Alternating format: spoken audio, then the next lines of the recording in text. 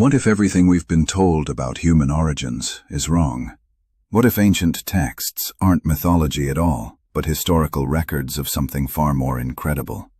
Today we're diving into one of history's most mind-bending mysteries, the Anunnaki, ancient gods, or ancient astronauts.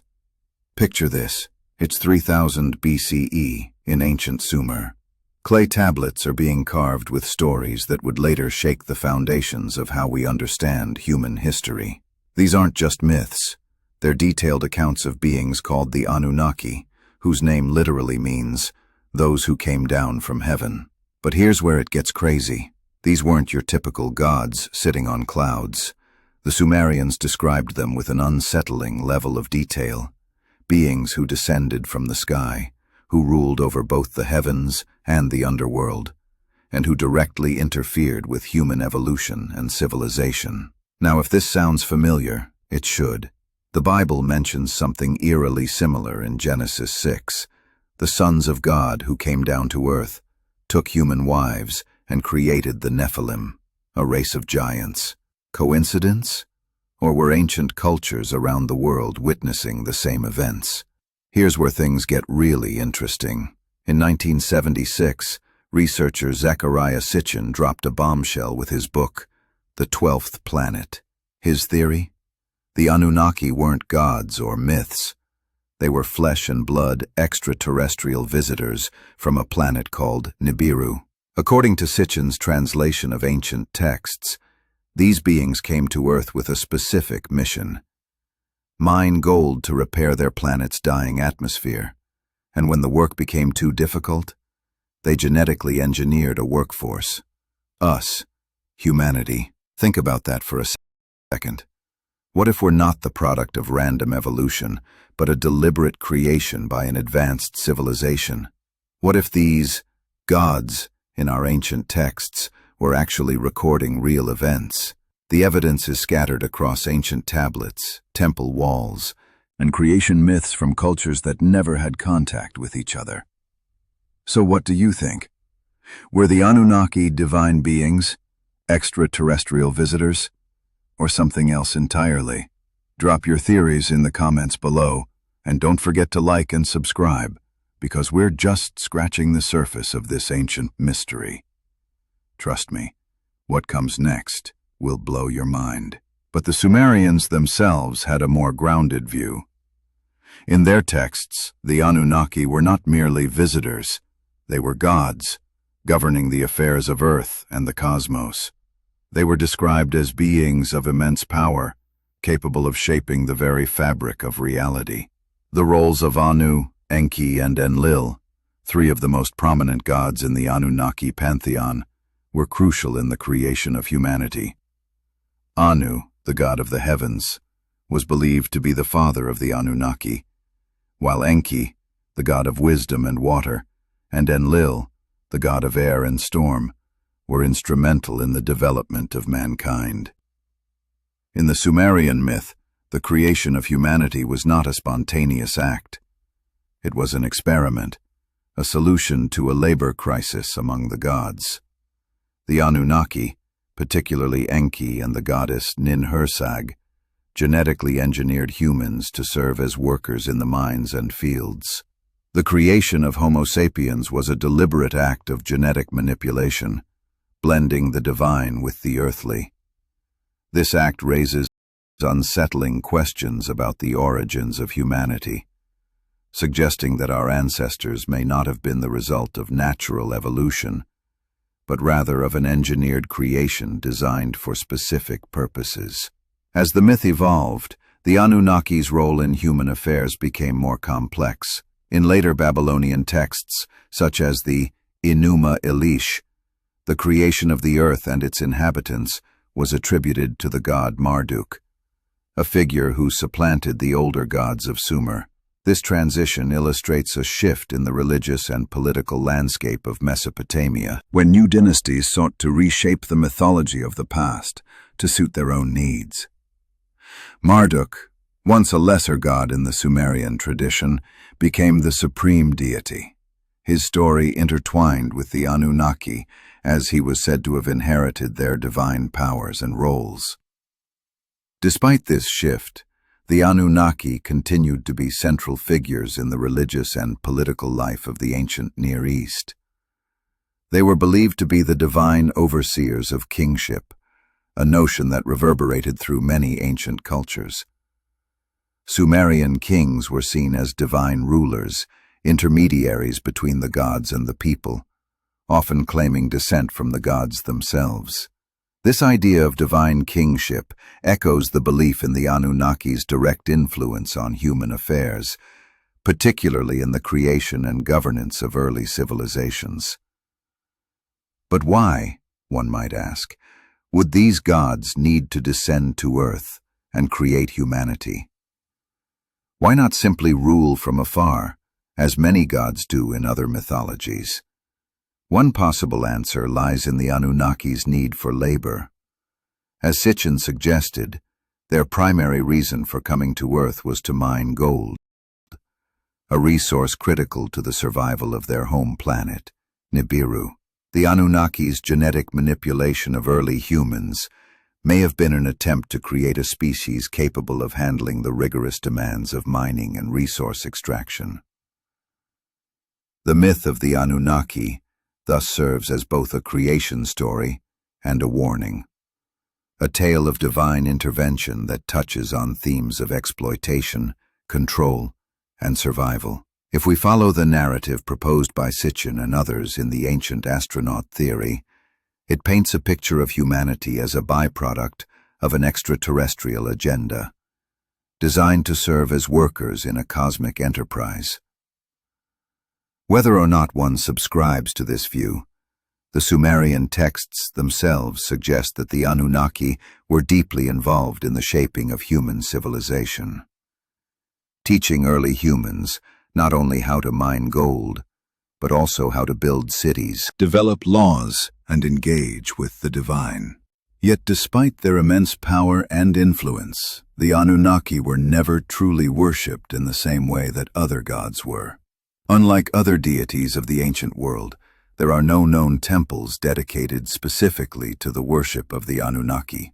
Instead, their role was largely confined to the divine councils and the governance of the cosmos, rather than being subjects of active veneration by the people. This absence of direct worship may suggest that the Anunnaki were seen more as rulers and overseers, their presence in human affairs indirect, yet undeniably powerful. The lack of dedicated worship spaces also highlights a key feature of the Anunnaki mythos, their role as distant, almost unreachable gods. While they were deeply embedded in the affairs of humanity, their influence was often felt through the kings and priests who served as intermediaries between the gods and the people.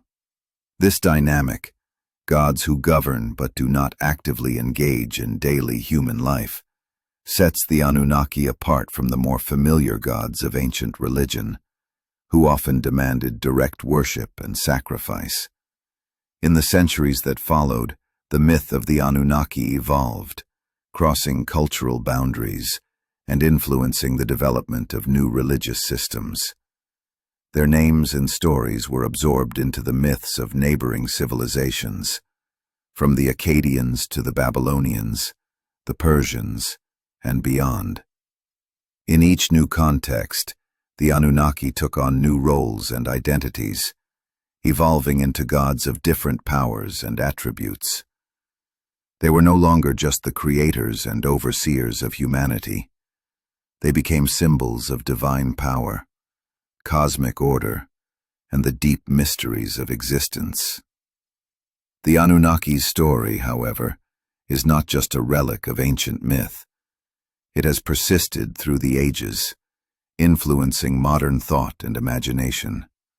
From the works of Zecharia Sitchin, who reinterpreted the Anunnaki as ancient astronauts, to the popular depictions in books, films, and TV shows, the legacy of the Anunnaki continues to captivate the human imagination. Their myth offers a glimpse into humanity's oldest questions. Who are we? Where did we come from? And what role did the gods play in our creation?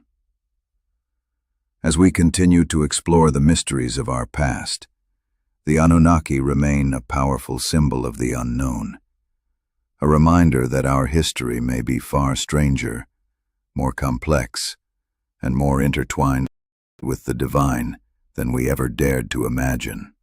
Human history is a tapestry of myths, legends, and stories passed down through generations, weaving a narrative that transcends cultures and spans millennia. Among these ancient tales, the myths surrounding the Anunnaki, the gods of Sumerian mythology, stand out as some of the most captivating and mysterious. These beings, said to have descended from the heavens, have been intertwined with humanity's origin story for thousands of years. In the Sumerian texts, the Anunnaki are depicted not only as gods, but as powerful beings who shaped the very fabric of human civilization. As Zecharia Sitchin proposed in The 12th Planet, these gods were far more than divine entities. They were extraterrestrials who arrived on Earth with advanced knowledge and technology, using their expertise to guide and manipulate humanity's evolution. The tale of the Anunnaki's involvement in the creation of humans, one of the most intriguing aspects of these myths, suggests that they may have played a far more hands-on role in shaping our species than we ever realized. According to Sumerian mythology, the Anunnaki, originating from the distant planet Nibiru, descended to Earth thousands of years ago, driven by a need to mine precious resources, especially gold. But their ambitions were not solely about extraction. As the ancient Sumerian texts describe, the Anunnaki's arrival marked the beginning of an era where divine beings directly interacted with humanity. Enki, one of the most important gods among the Anunnaki, is often described as the architect behind the genetic manipulation of early hominids, bringing about the creation of Homo sapiens. These early humans, created to serve the gods, were the product of a combination of Anunnaki and earthly genetics, an engineered race designed to work for their extraterrestrial creators. This genetic intervention mirrors stories found in other cultures.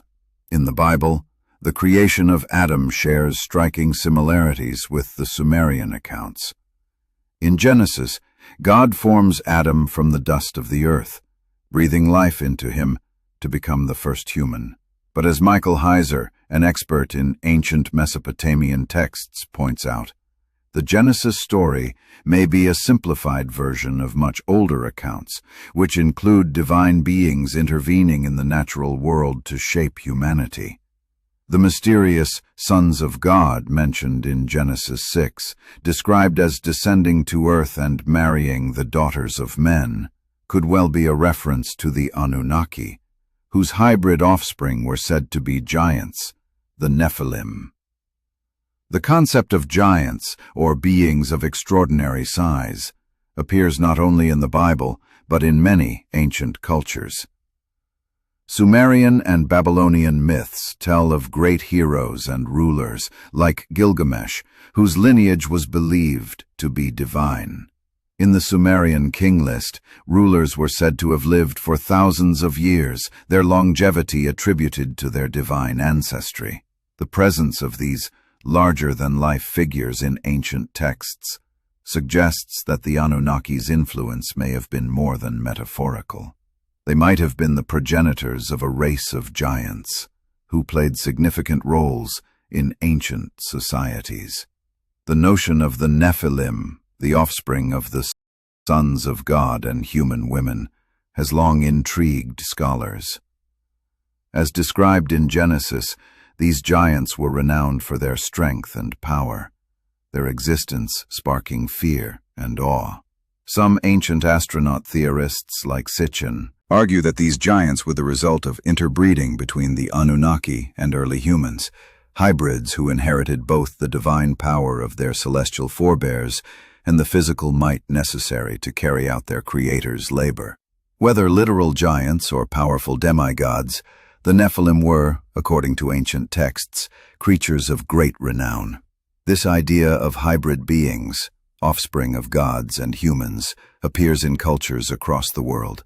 From Greek mythology's demigods to the biblical giants, these stories share a common theme of divine intervention in the natural order. The Anunnaki, if we follow Sitchin's interpretation, could be the key to understanding the origins of these extraordinary beings, as their genetic manipulation may have spurred the rise of humanity's greatest kings and heroes. But the Anunnaki's role in human creation wasn't just about shaping physical beings. It also involved controlling humanity's development. As the Sumerian texts tell us, the Anunnaki viewed humanity both as a workforce and as a potential threat. Over time, as humans grew more capable, the Anunnaki became increasingly wary of rebellion. Their fear of a human uprising led them to take steps to ensure that humanity would remain subservient. Some scholars speculate that this fear of rebellion was at the heart of the Great Flood, a cataclysmic event that may have been orchestrated by the Anunnaki to wipe out the more rebellious of their creations and to start anew. The impact of the Anunnaki on early human culture cannot be understated. The knowledge they imparted, agriculture, astronomy, mathematics, and metallurgy, transformed primitive humans into the first civilizations. The city of Eridu, one of the earliest cities in Mesopotamia, was said to be the home of Enki, the god of wisdom and knowledge, and a place where humans were taught the arts of civilization. These advances were crucial in the development of Sumerian society, and later, in the rise of other ancient cultures. The Sumerians, with their complex systems of writing, law, and government, may have owed much of their progress to the knowledge and technologies shared by the Anunnaki. Yet the legacy of the Anunnaki is not just about the gifts they bestowed upon humanity. It's also about the mysteries they left behind. The Sumerian tablets, though filled with stories of gods and heroes, also contain cryptic references to the Me, divine decrees or principles that govern the cosmos.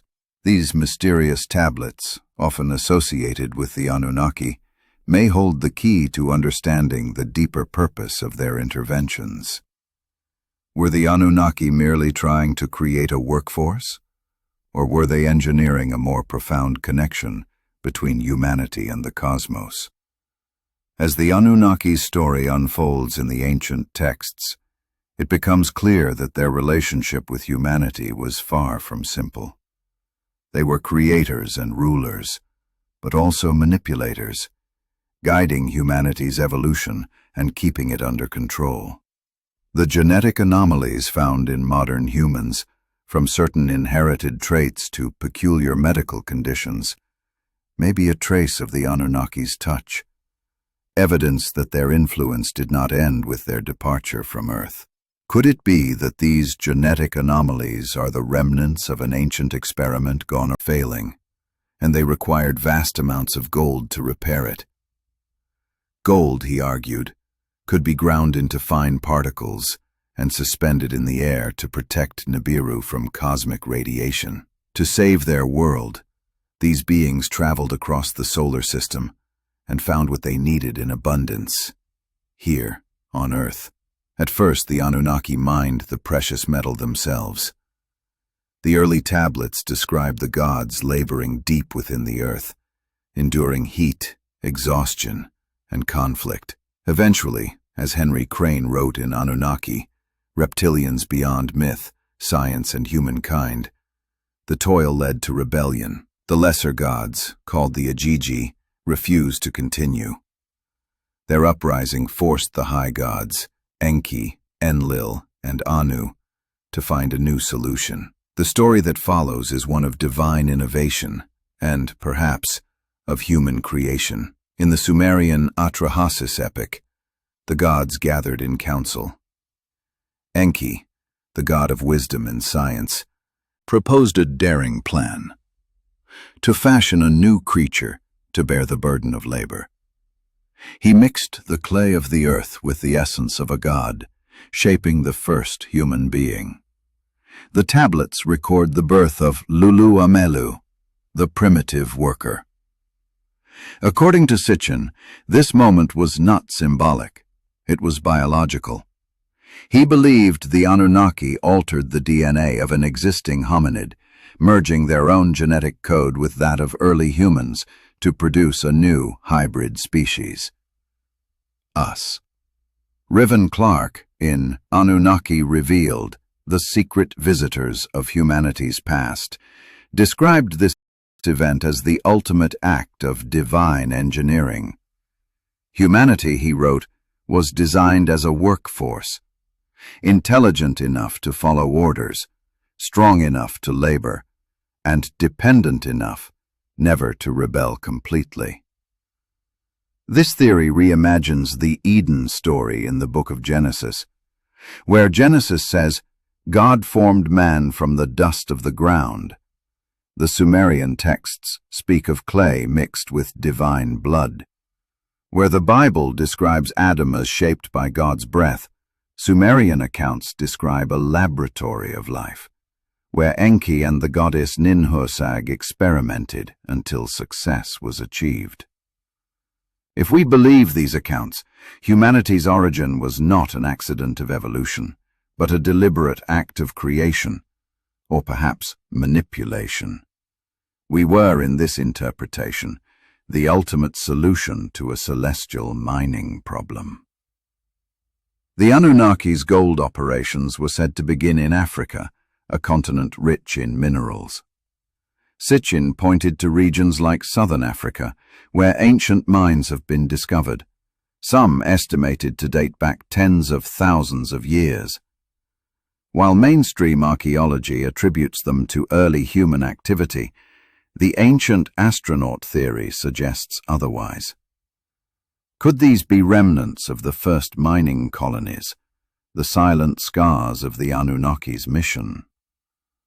Henry Crane suggested that the Sumerian texts, when stripped of mythic language, read like historical records of technological operations. He pointed out how the gods used fiery ships and heavenly chariots, perhaps descriptions of craft descending with thunder and flame. These same ships were said to ferry loads of gold back to their base in Mesopotamia, and eventually to their world beyond. But the creation of humanity did not end the gods' struggles. The Sumerian epics describe tension between Enlil, the stern overseer of labor, and Enki, the compassionate scientist. Enlil saw humans as tools, necessary but inferior. Enki, by contrast, grew fond of his creation. He is often depicted guiding and teaching humans, even defying his brother to save them. This conflict would echo through millennia, between those who sought to control mankind and those who sought to enlighten it. As centuries passed, humanity multiplied and began to learn from their divine masters. The tablets speak of knowledge being gifted: agriculture, writing, metallurgy, mathematics, and laws. The mysterious Me tablets, as mentioned in Sumerian records, contained the fundamental blueprints of civilization, the divine instructions for order and progress. Some scholars see these as metaphors for moral codes or traditions. Others, like Clark, suggest they were literal devices, tools or records left behind by beings far more advanced than we imagine. Through these gifts, humans began to rise, and with that rise came danger. The Anunnaki feared that humanity was becoming too independent.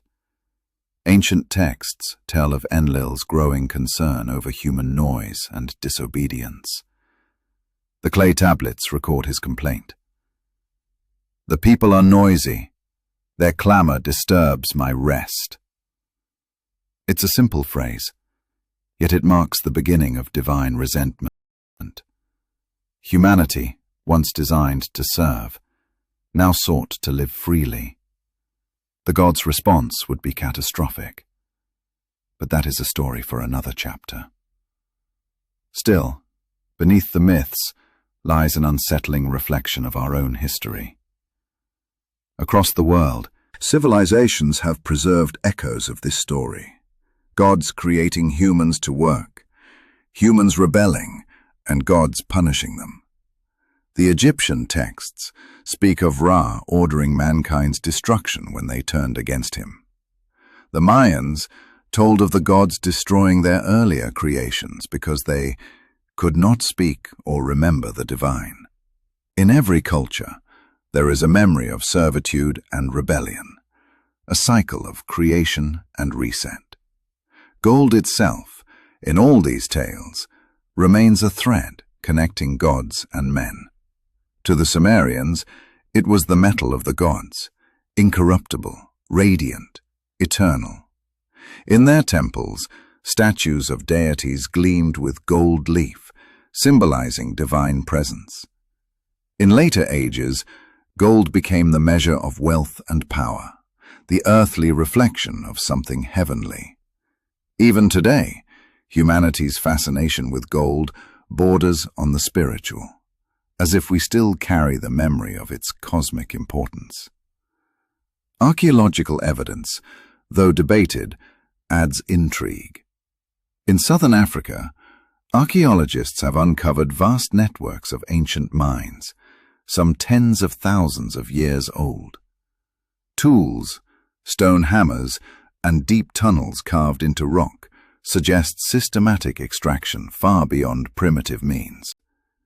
Could this align with the Sumerian claim that the first workers, humanity, were created to mine gold? To some researchers, the timeline is tantalizing. To others, it's coincidence. The social structure that followed in early Sumer reflects this divine hierarchy. Kings were seen as intermediaries between gods and men, enforcing order and productivity. Labor, agriculture, and tribute became the foundation of civilization. Echoes, perhaps, of our earliest assignment. The economy of ancient Mesopotamia revolved around temples, not only places of worship, but centers of resource management. In this way, the gods' gold mission may have set the blueprint for human society itself. As Riven Clark observed, human civilization was born from service to gods whose memory we now call myth. Whether we view these beings as extraterrestrial visitors or symbolic forces, their legacy is undeniable. The earliest human records describe us as workers, our destiny tied to the earth, our purpose given from the sky. Yet, there are mysteries that linger. Why gold? Why so much reverence for a metal with little practical use in early agriculture?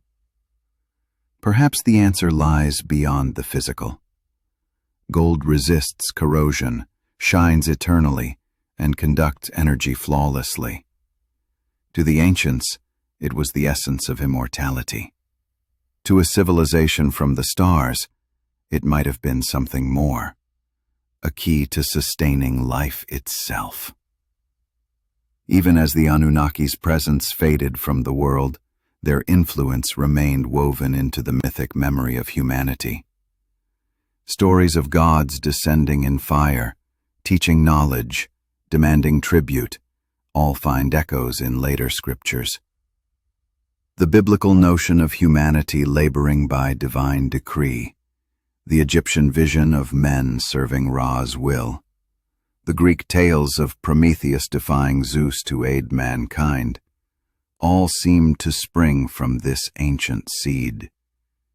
But as the legends tell us, the relationship between gods and men did not remain peaceful. The tablets speak of unrest, overpopulation, and defiance. The gods' solution would shake the very foundations of the earth. In the next chapter, we will explore this fateful turning point, when divine dissatisfaction gave birth to a flood so great it nearly erased humanity from existence. It was more than a deluge of water. It was, as the ancients called it, a cosmic reset, a cleansing of both earth and memory. And as we turned that page, we might ask ourselves, was it punishment or preservation? Did the gods seek to destroy their creation or start again? The myth of a great flood is one of the most enduring stories in human history. It appears in many ancient cultures, each with its own version of the tale, each with its own unique twist. But what if these stories are more than just myth? What if they are the echoes of a shared, catastrophic event that shaped the course of humanity's development? In Mesopotamian lore, the Anunnaki gods were not mere distant deities. They were directly involved in the creation and destruction of the world and its people. Among the most famous of these stories is the tale of the Great Flood, a narrative that plays a pivotal role in the relationship between humanity and the Anunnaki. This flood, according to many ancient texts, was not simply a divine act of punishment, but rather a reset, a dramatic intervention by the gods to restart the human experiment. In the Sumerian version of the flood, Enki, the god of water and wisdom, emerges as the protector of humanity, while the god Enlil, frustrated by humanity's noise and growth, desires to wipe them out. Enki secretly intervenes. He warns a human hero, Atrahasis, to build a boat to save himself, his family, and the genetic essence of the animal kingdom. This tale, a precursor to the more widely known biblical flood story, is echoed in the Epic of Gilgamesh, where Utnapishtim, another hero chosen by the gods, survives the flood by following a divine command to build an ark. The parallels between these stories and the biblical account of Noah are striking. Each involves a divinely chosen survivor, a massive flood meant to cleanse the earth, and a fresh start for humanity. Yet the differences are significant. The biblical flood is seen as a form of divine punishment, a way to cleanse the earth of mankind's wickedness. In contrast, the Sumerian version portrays the flood as a deliberate reset, orchestrated by the Anunnaki to address their dissatisfaction with the human race. Enlil's frustration with humanity's rapid multiplication and disruption of the divine peace led him to order this catastrophic event. But it was Enki, the god with a more compassionate heart, who stepped in to save a small remnant of humanity. This act of defiance against the will of the higher gods highlights the complex relationships between the Anunnaki, their creation, and their sense of divine justice. As Zecharia Sitchin wrote in The 12th Planet, the flood was not just a story of divine retribution, but a necessary reset event for the Anunnaki. It was a way to control the human population, to start anew with a race more compliant to their designs. The idea of a flood as a cosmic reset is central to the Anunnaki narrative, reflecting their desire to perfect their creations, to modify humanity to their specifications. According to Sitchin and others, the Anunnaki were not merely passive observers of human destiny. They were active participants in shaping it, both through genetic manipulation and through direct intervention in the world's cataclysmic events. The notion of divine intervention in human destiny is not limited to the Anunnaki myths. The biblical flood, too, represents a turning point, a cosmic moment when the fate of humanity hangs in the balance. But the similarities between the Sumerian and biblical accounts are not coincidental. The biblical flood story is widely believed to be a borrowed and adapted version of older Mesopotamian myths, with elements of divine punishment and mercy woven together to create a more streamlined narrative.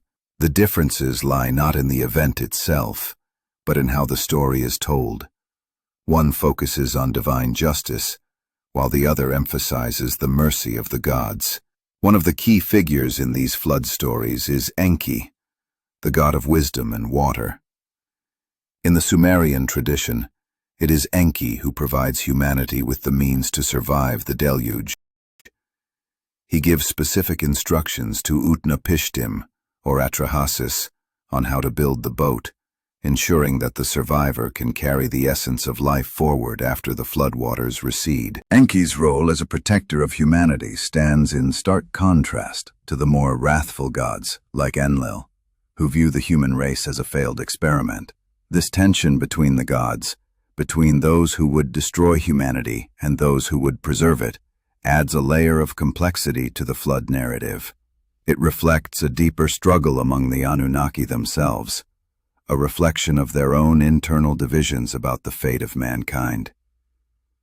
The flood, in many ways, can be seen as a metaphor for the Anunnaki's desire to refine and control their creations.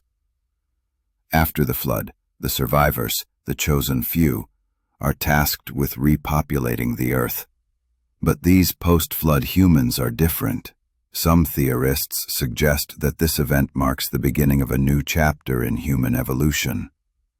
The survivors of the flood may have carried within them the seeds of a new genetic modification, an upgrade that would make them more suited to the Anunnaki's vision of humanity.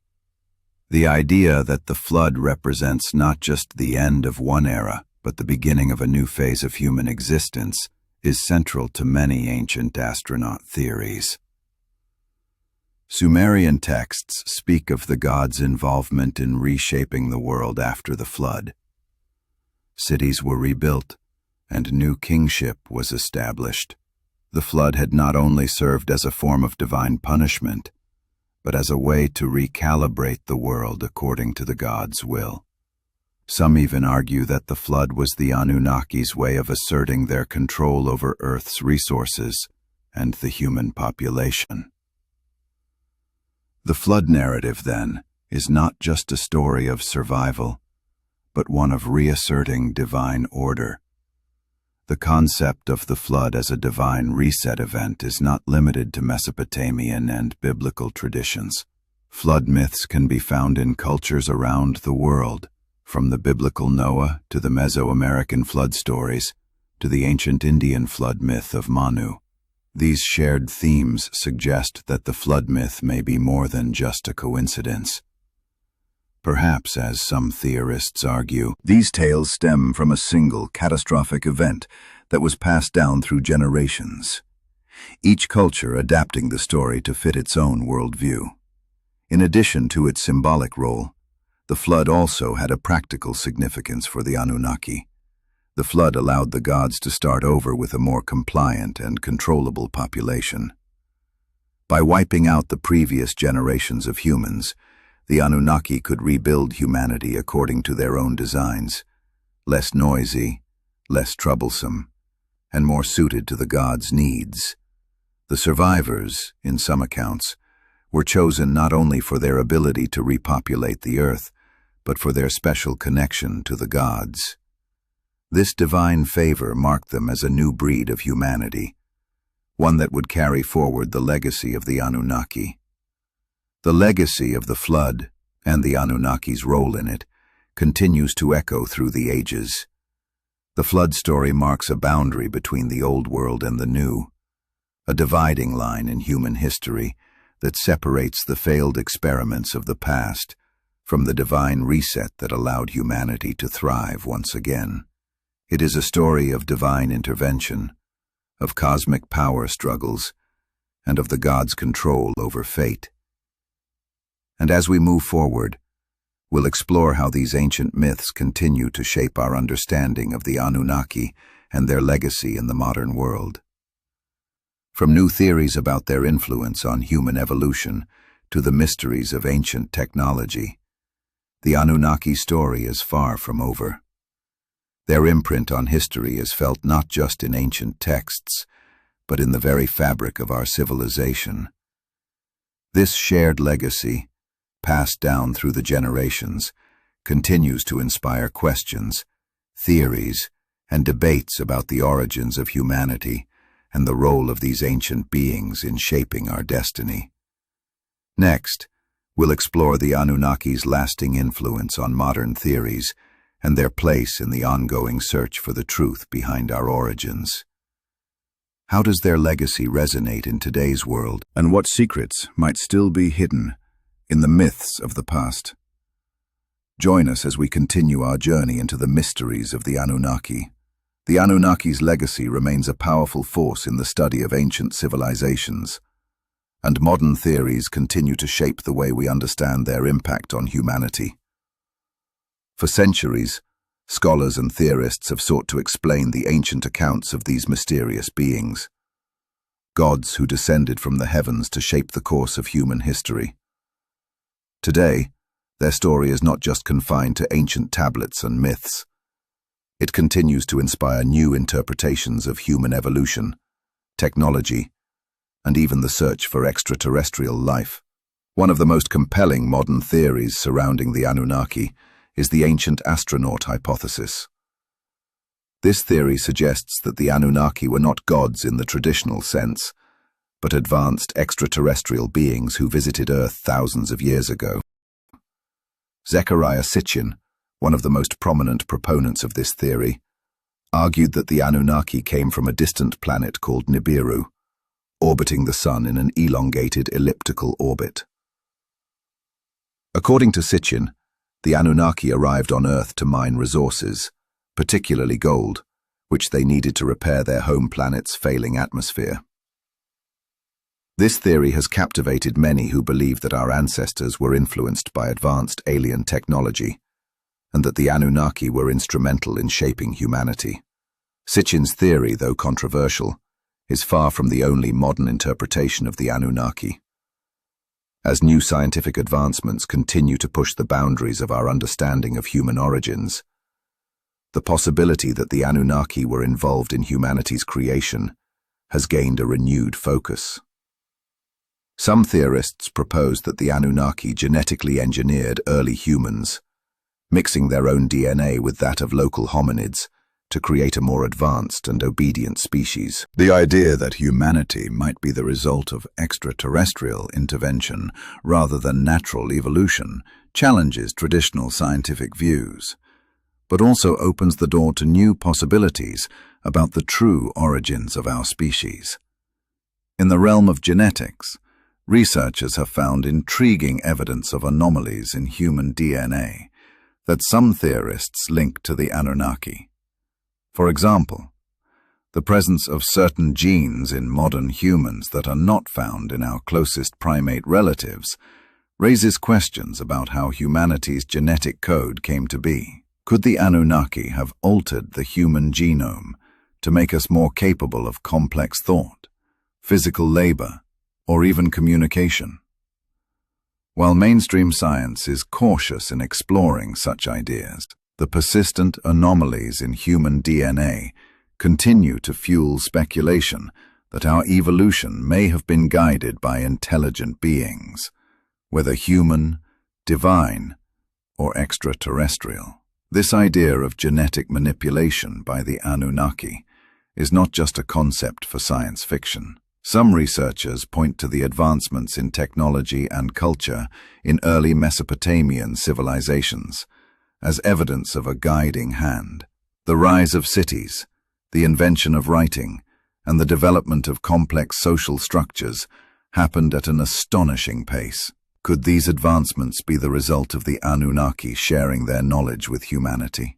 The Sumerians themselves believed that the gods bestowed essential knowledge upon them: agriculture, mathematics, metallurgy, and astronomy.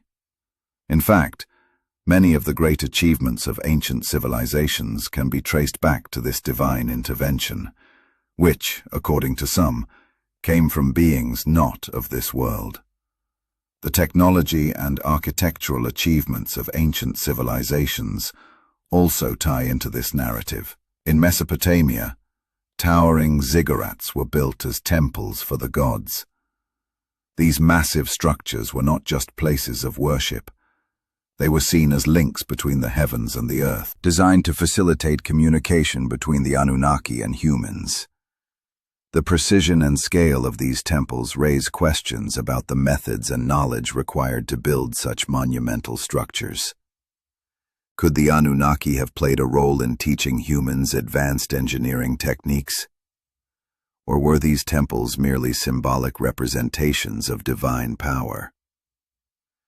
As modern theories continue to evolve, the question of whether the Anunnaki will return looms large. According to some, the Anunnaki did not leave Earth for good. Instead, they remain watching over humanity, waiting for the right moment to return. This idea, which ties into the ancient astronaut theory, suggests that the Anunnaki's return could signal a new era for humanity, one in which we come into our full potential, perhaps guided once again by these extraterrestrial beings. The belief in a future return of the Anunnaki resonates with many who see them as the key to understanding humanity's true purpose. It taps into the desire for connection with a higher intelligence and the belief that we have not yet reached the pinnacle of our evolution. The search for extraterrestrial life, whether through the study of distant planets or the search for alien signals, has brought many scientists and theorists to reconsider the possibility that humanity's origins are linked to beings from beyond Earth. The discovery of exoplanets in the habitable zone, the search for microbial life on Mars, and the exploration of astrobiology all tie into the broader question of whether extraterrestrial beings have visited Earth in the past. Could the Anunnaki be the key to understanding our connection to the cosmos? And if they did visit, what role did they play in shaping not just human culture and civilization, but the very nature of our existence? The legacy of the Anunnaki in modern science and spirituality continues to captivate people across the globe. For some, they are seen as the ultimate ancient gods, figures whose influence shaped the course of human history. For others, they represent a much more profound and complex mystery, one that challenges our understanding of human evolution, technology, and our place in the universe.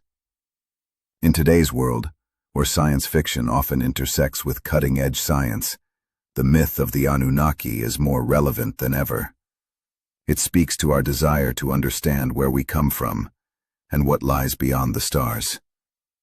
In addition to their influence on the physical world, the Anunnaki continue to impact the way we think about spirituality and the divine. The intersection of mythology, science, and religion has always been a complex one, but the Anunnaki offer a unique lens through which to explore these ideas. Were they gods, extraterrestrials, or something else entirely? The answer to that question may never be fully clear, but their story continues to inspire awe and wonder in those who seek answers to humanity's most profound mysteries. As we explore these modern theories and their implications, we move forward in understanding the Anunnaki's legacy. Their influence, whether through ancient texts or modern science, continues to shape the way we think about the universe, our origins, and our future. And as we turn to the next chapter of this exploration, ancient temples and ziggurats, the celestial gateways built by the Anunnaki, we will examine how their legacy continues to manifest in the structures that have lasted for millennia. These ancient wonders not only tell the story of the gods, but also offer a glimpse into the future. A future where the boundaries between the divine and the human may once again blur. The ziggurats of ancient Mesopotamia were more than just architectural marvels. They were considered the bridges between the heavens and the earth, towering structures that seemed to touch the sky. The term ziggurat itself is derived from the Akkadian word zikkuratu, meaning to build on a raised area. These grand temples were designed with one purpose in mind: to serve as the portals through which the gods, specifically the Anunnaki, could descend from the heavens to the earth. Built in the heart of Sumerian, Akkadian, and Babylonian civilization, ziggurats were monumental, multi-storied towers, each with a shrine to a specific deity at its pinnacle. As Zecharia Sitchin explained in The 12th Planet, the construction of these structures was not merely a display of human ingenuity, but also of divine inspiration. The Sumerians believed these towering edifices mirrored the cosmic mountain, a central theme in their religious understanding of the world. The higher one ascended within the ziggurat, the closer one came to the divine.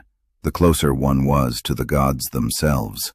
But what made these structures so significant? Why did the Anunnaki require such impressive constructions? The answer lies in the symbolism. The ziggurat was more than just a temple. It was a physical manifestation of a celestial gateway. It was believed that the gods, including the Anunnaki, would descend from the heavens to these sacred spaces, and it was within these temples that they communicated with humanity. The ziggurats were meticulously designed to embody cosmic principles, aligned with the stars, the planets, and the natural world. These structures were often placed according to precise astronomical measurements. The placement of each brick and each layer was deliberate, built to represent the very movement of celestial bodies, the turning of time, and the rhythms of the universe. The Sumerians and their successors understood the cosmos in a way that modern science only began to comprehend thousands of years later. And it was through the ziggurats that they believed they could interact with this higher order, this cosmic reality. In this context, these towering temples were not only religious centers, but also beacons of power. They represented the divine authority of the Anunnaki and their connection to the earthly rulers. In fact, Sumerian kings, as well as later Mesopotamian rulers, would often claim their right to rule was granted by the gods themselves, with the ziggurats serving as the symbolic backdrop for this divine authority. These grand structures helped reinforce the divine right of kingship, making the rulers not just political figures, but intermediaries between the gods and the people. Perhaps the most famous of these ziggurats is the one at Ur, dedicated to the moon god Nanna, where the vast city of Ur thrived. This structure stood as the centerpiece of the city, towering above the flat landscape like a mountain, its stairways spiraling upwards toward the heavens. This connection between the heavens and earth was also mirrored in the ancient stories. The biblical story of the Tower of Babel, for instance, recalls a time when humanity, in its arrogance, sought to build a tower that would reach the heavens, a direct challenge to divine authority. In many ways, the ziggurats can be seen as early precursors to this biblical myth, representing humanity's desire to touch the divine, but also a warning about the limits of human ambition. The stairways of the ziggurats and the symbolism of ascent were also deeply tied to the idea of divine communication. The Sumerians believed that it was through these sacred structures that they could communicate with the gods, and these temples served as the centers of religious ceremonies, offerings, and sacrifices. There, priests and kings would perform rituals, hoping to appease the gods, ensuring prosperity and peace for their people. In a sense, the ziggurats were also the vessels through which the very fate of humanity was determined. The connection between these ancient structures and astronomy is not merely symbolic. Ancient texts, including the Epic of Gilgamesh, describe how the gods, including the Anunnaki, were keenly aware of the movements of the stars, planets, and constellations. The Sumerians, in particular, were highly attuned to these celestial cycles, and many of their temples were built with a direct alignment to key astronomical events. This alignment was not just a matter of aesthetics or religious observance. It was believed to align the temple with the cosmic forces that governed the universe. As Riven Clark wrote in Anunnaki Revealed, the exact purpose of these temples may never be fully understood. But it is clear that these structures were not merely built to honor the gods. They were designed to facilitate divine interaction, to provide the Anunnaki with a tangible connection to the human world. The ziggurats were their gates to descend from their celestial realms and to oversee the fate of humanity. In the Anunnaki's eyes, humanity was not simply their creation. It was also a subject of divine control, placed within a larger cosmic plan that only the gods could comprehend. Even more compelling is the mythological idea that the Anunnaki's presence on Earth was cyclical. The Sumerians believed that the gods would one day return, and their return was often predicted to happen through these very gateways, these ziggurats. Could this concept of the gods' return be encoded in the architecture of these temples? Could the ziggurats themselves be seen as markers for the eventual return of the Anunnaki? These questions linger in the myths and stories of ancient civilizations, including the Sumerians, who built these vast structures as both a tribute to their gods and as a symbol of their hope for divine intervention. Throughout history, the concept of the return of the gods has played a significant role in many cultures, particularly in relation to ancient astronauts' theories. These ideas have fueled modern speculations about the Anunnaki's legacy and their potential influence on other civilizations across the globe. From the pyramids of Egypt to the temples of Mesoamerica, there are clear parallels to the ziggurats of Mesopotamia. Many of these ancient cultures built monumental structures that served similar purposes, gathering places for the gods and facilitating communication between the celestial and earthly realms.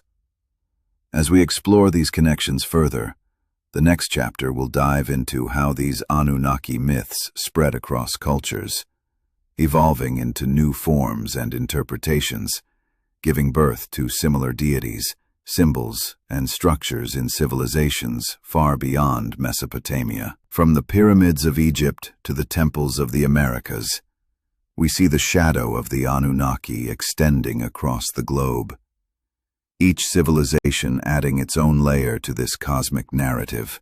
The Anunnaki myths, originating from ancient Sumer, have echoed across the millennia, resonating with civilizations far beyond the Fertile Crescent. These stories, carried by the winds of time, have found their way into cultures that existed thousands of miles away from the Sumerians. The Anunnaki, as deities from the heavens, have left their mark on the mythology of societies from Egypt to Mesoamerica, from India to the remote reaches of the Arctic. But how far did their influence truly stretch? And what does the recurrence of similar figures and stories tell us about our shared ancient past? The Sumerians, with their sophisticated culture and written language, are often credited with recording the first accounts of the Anunnaki, gods who descended from the stars. These gods, according to Sumerian texts, came to Earth in search of resources, their most desired being gold. But as their myths traveled through time and across cultures, did the core of their story remain intact, or did it transform with each retelling? In Egypt, gods like Osiris and Ra have striking similarities with the Anunnaki. Both sets of deities are portrayed as powerful beings who shape the destiny of mankind, descending from the sky to impart wisdom and technology to the ancient civilizations. Osiris, like the Anunnaki, is a god linked to creation and rebirth, overseeing the cycles of life, death, and resurrection. Could these shared traits reflect a common origin, or perhaps a cultural diffusion from Mesopotamia? In the Americas, the feathered serpent god Quetzalcoatl of the Aztecs, Kukulkan of the Maya, and Viracocha of the Andean cultures also bear resemblances to the Anunnaki. These gods, often depicted as coming from the sky, bringing advanced knowledge and sometimes leaving or disappearing, echo the very narratives told by the Sumerians about the Anunnaki. Quetzalcoatl, like the Anunnaki gods, was associated with both creation and destruction, wisdom and innovation. Could this feathered serpent, descending from the heavens, be the same divine figure who walked the earth in Sumer? Was there a singular source for these stories? Or did different cultures independently come to similar conclusions about their gods? The symbolism of the serpent is another shared motif that stretches across cultures. In Mesopotamian myth, the serpent is often seen as a symbol of both knowledge and danger. In the Bible, the serpent plays a central role in the story of Adam and Eve, tempting humanity with forbidden knowledge. Similarly, in many Mesoamerican cultures, serpents are symbols of wisdom and transformation. The recurring appearance of this symbol across different regions raises the possibility of a deeper, interconnected mythological tradition, where knowledge, both divine and dangerous, is passed down from celestial beings. In India, the story of the Anunnaki gods finds echoes in the Vedic texts. The Vedic gods, such as the Asuras, who were sometimes seen as divine beings descending from the heavens, share characteristics with the Anunnaki. In particular, the connection between gods, astronomy, and the manipulation of cosmic forces suggests a profound cultural and spiritual link. Could the Anunnaki have had a similar role in shaping the cosmic order in India? Or were they reinterpreted into the local mythology, rebranding their divine narrative for different audiences? As these myths spread, they took on local flavors, adapting to the cultures that received them. But at their core, the stories of gods descending from the sky and imparting knowledge to humankind seem to share a universal theme. Whether it's the tall, radiant beings of the Aboriginal Dreamtime, the Nunehi of the Cherokee, or the gods of the Andean highlands, they all depict beings from the sky who intervened at pivotal moments in human history. These interventions were not just physical, they were often symbolic, representing the passage of knowledge from one civilization to the next. Astronomy played a key role in the spread of these stories. The construction of ziggurats, pyramids, and other sacred structures in places like Sumer, Egypt, and Mesoamerica was deeply tied to celestial observations. These ancient monuments were not only built to honor the gods, they were designed as instruments to connect the earth with the heavens. The precise alignment of these structures with stars, constellations, and solar movements speaks to an advanced understanding of the cosmos, one that may have been passed down by these divine visitors. Was it through these astronomical teachings that ancient societies learned to navigate the heavens and understand the cosmic order? The question of whether these myths were simply a result of cultural diffusion or a shared, universal experience remains hotly debated. Some scholars argue that these similarities are purely coincidental, a product of universal human imagination, as Carl Jung suggested with his theory of the collective unconscious. Others believe these stories are the result of cross-cultural contact, whether through trade, migration, or even the possibility of ancient extraterrestrial intervention. The evidence of shared motifs in distant civilizations challenges conventional explanations, suggesting that the origins of these myths might be more complex than we understand today. In recent years, modern scientists and researchers have begun to look at these ancient myths through the lens of genetic and astronomical knowledge. The idea that the Anunnaki were visitors from the stars, who not only influenced early human civilizations but may have even shaped human evolution itself, has gained traction in alternative circles. Genetic anomalies, unexplained bursts of technological advancements, and sudden leaps in knowledge all seem to align with the ancient stories of divine intervention. These myths, no matter how distant, continue to influence contemporary beliefs. The Anunnaki's role in the creation and shaping of humanity remains a compelling and powerful narrative. It speaks to a time when humans were searching for their place in the cosmos, trying to understand the forces that shaped their world and their destiny. The ancient myths, passed down through generations, may hold a key to understanding our origins and our future.